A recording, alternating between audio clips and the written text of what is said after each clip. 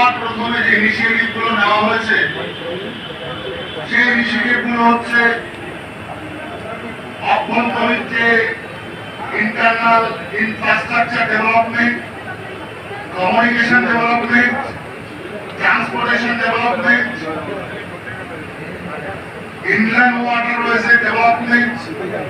এয়ারওয়েজের development. এই communication যতগুলো আছে ততগুলোকে আমরা যদি ডেভেলপমেন্ট না করতে পারি তাহলে ভেতরের বিকাশ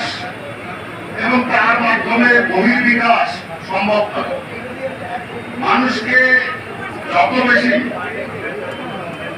অত্যাধুনিক এবং স্বয়ংক্রিয় সুবিধা পাইয়ে দেওয়া যাবে, মানুষ তত বেশি মডার্নাইজ হবে এবং মানুষ যত বেশি মডার্নাইজ হবে মানুষ তত বেশি অর্থ ইনকামের জন্য ছুটবে